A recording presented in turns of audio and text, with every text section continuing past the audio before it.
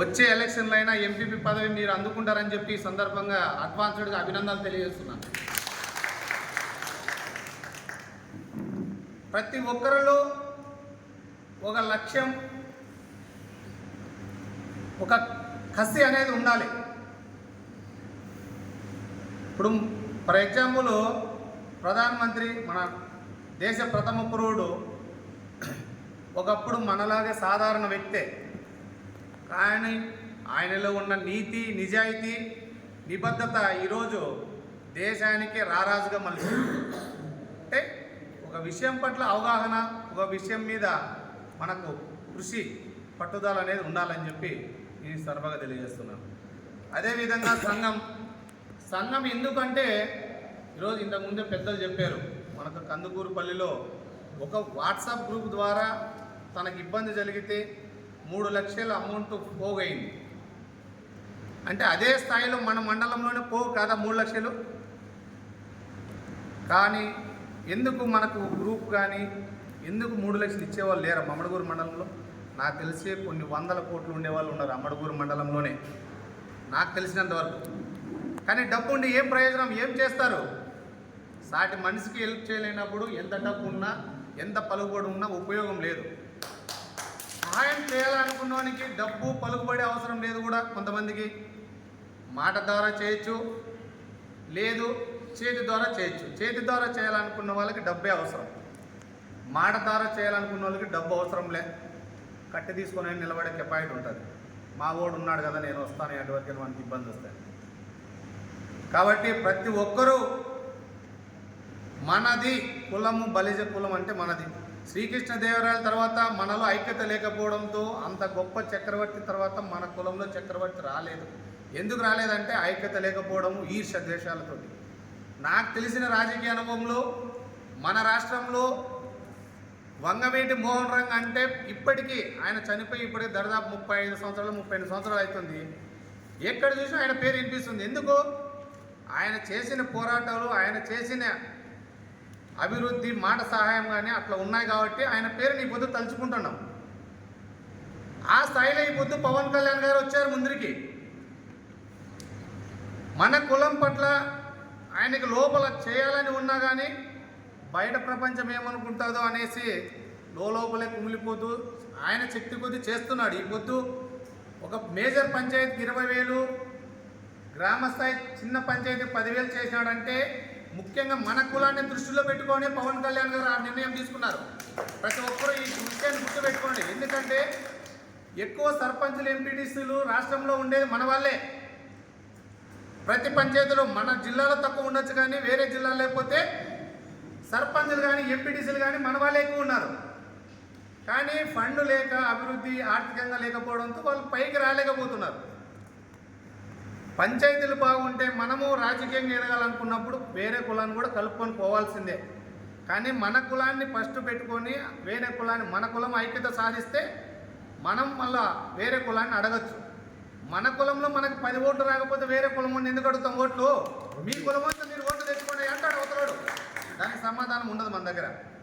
కాబట్టి పార్టీలకు అతీతంగా ప్రతి పంచాయతీలో మన వాళ్ళు ఎవరు నిలబడినా మన కులస్తులందరూ దయచేసి బయట తిరగకపోయినా లోపల ఖచ్చితంగా ఓట్లు వేసి మన వాళ్ళని అత్యధికంగా పంచాయతీకి కానీ ఎంపీపీటీసీ కానీ ఎలక్షన్లో గెలిపించాలని చెప్పి ఈ సందర్భంగా తెలియజేసుకుంటున్నాను.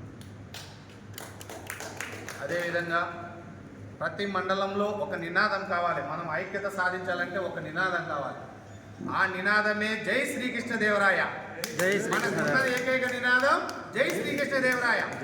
బలిజ కులం ఈ పొద్దు దక్షిణ భారతదేశంలో ఈ స్థాయిలో వెలుగొందుతుంటే కారణం శ్రీకృష్ణదేవరాయ. మన సంఘాలలో కూడా చాలా సంఘాలు ఉన్నాయి, పేరుకేమో శ్రీకృష్ణదేవరాయలు పేరు పెట్టుకుంటున్నారు, కానీ రాజకీయంగా కానీ వాడుకుంటున్నారు. కానీ సంఘానికి కానీ ప్రజలకు, మన కులస్తులకు కానీ పదవి ఎక్కిన తర్వాత సేవ చేయడం లేదు. దాని లోపమే మనం ఈ పొద్దు వెనుకబాటు కారణం. దయచేసి ఇంక ముందు ఏ స్థాయిలో పదవి ఉన్నా కానీ ప్రథమ కర్తవ్యంగా మన కులానికి సేవ చేయాలని చెప్పి ఈ సందర్భంగా తెలియజేసుకుంటున్నాను.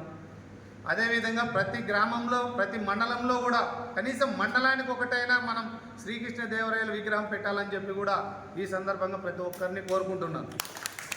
మనకు శ్రీకృష్ణదేవరాయల విగ్రహాలు ప్రతి మండలంలో ఉన్నట్లయితే ఇలాంటి సమావేశాలు మనం మండలానికి నెలకు ఒక్కసారి సమావేశం అయినట్లయితే అక్కడ మన సాధక బాధకాలు తెలియచేసుకొని ఒకరికొకరు మనం చెప్పుకున్నట్లయితే ఆటోమేటిక్గానే మనం అభివృద్ధి చెందడానికి అవకాశాలు పుష్కలంగా ఉంటాయి.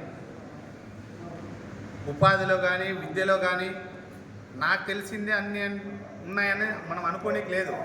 నాకు తెలిసి చిన్నదే, నాకు తెలియని ఇంకా 100 ఉంటాయి. ఈడ ఉండే పెద్దలో చాలామందికి నాకు తెలియని వాళ్ళు తెలిసిండొచ్చు.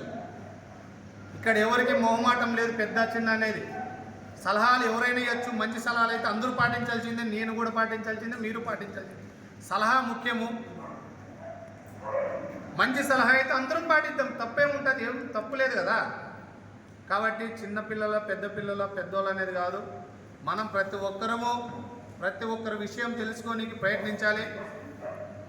ప్రతి ఒక్కరం మనం అందరం కలిసికట్టుగా రాబోయే రోజుల్లో గ్రామ స్థాయిలో రాజ్యాధికారం సాధించుకోనికి మనం ప్రయత్నించాలి. సంఘం ద్వారా ఎంత ముఖ్యమో రాజ్యాధికారం కూడా మనకు అంతే ముఖ్యం.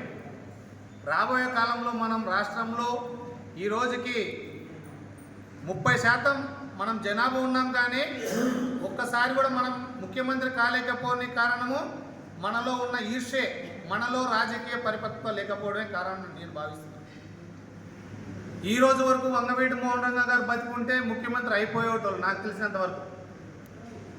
రాజశేఖర రెడ్డికి కూడా మన అన్నయ్య గారి కృష్ణయ్య గారే చదివించారు. మెడికల్ కాలేజ్, గుల్బర్గా మెడికల్ కాలేజీలో ఆయన చదువుకోనికి ఆ రోజు డబ్బు లేకపోతే వాళ్ళ నాన్న మన అన్నయ్య గారి కృష్ణయ్య దగ్గర గనుల శాఖలో ఒక మేనేజర్గా పనిచేస్తుండేవాడు. మీలో ఎంతమందికి తెలుసో తెలీదో నాకు తెలియదు, కానీ నేను చరిత్ర చదివితే ఇదే ఉంది నిజం. కానీ మనలో చాలామందికి తెలీదు. రాజశేఖర రెడ్డి భూస్వామేమో, వాళ్ళ నాయన పెద్ద పుడంగేమో అనుకుంటాడో మనమంతా. కానీ వాళ్ళ నాన్న ఒక సాధారణ మన అన్నయ్య గారి కృష్ణయ్య అనే పెద్ద గనుల భూస్వామి మన వాళ్ళు. ఆయన దగ్గర మేనేజర్గా పని చేసుకుంటూ ఆయనకు చదివించే స్తోమత లేకుంటే కూడా రాజశేఖర రెడ్డి గారికి గుల్బర్గా మెడికల్ కాలేజీలో సీట్ ఇప్పించిన ఘనత మన బలిచెప్పులాందని చెప్పి సందర్భంగా మేము దేశము, రాష్ట్రం, జిల్లాల్లో మీటింగులకు, కుల సంఘాలకు ఎందుకు పోతున్నామంటే ఫస్ట్ మన చరిత్ర తెలుసుకోవాలి. మన చరిత్ర తెలుసుకోలేకుండా మనం పోయి ఎక్కడ ఉపన్యాసాలు ఇచ్చినా ఎవడు పట్టించుకోడు. దానిలో మనం కూడా మనం సబ్జెక్ట్ కానీ విషయం తెలుసుకుంటావాలా అనే కోరిక, ఆశ ఉండాలి. దయచేసి మనం కూడా ఇక్కడ నుంచి ప్రతి సమావేశాన్ని మండలంలో నెలకు ఒకసారి ఏర్పాటు చేసుకొని ఇలాంటి సమావేశాలు చాలా సంతోషంగా ఉంది. ఈరోజు అమ్మడుగురు మండల సమావేశాన్ని చూస్తే మేము కదిరి నుంచి వస్తామా రామా అనేది సమావేశం కాదు, కానీ మీరు మండలంలో ఉన్న నాయకులు ప్రతి నెల ఒకసారి సమావేశం పెట్టుకొని ఈ విధంగా మీ మండల సమస్యలు పరిష్కరించినట్లయితే మండలంలో మనమే శ్రీకృష్ణదేవరాయలు, మనమే చరిత్ర అని చెప్పి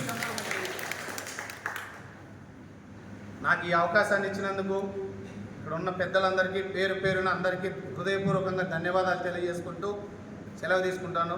జై శ్రీకృష్ణదేవరాయ, జై శ్రీకృష్ణదేవరాయ, జై శ్రీకృష్ణదేవరాయ.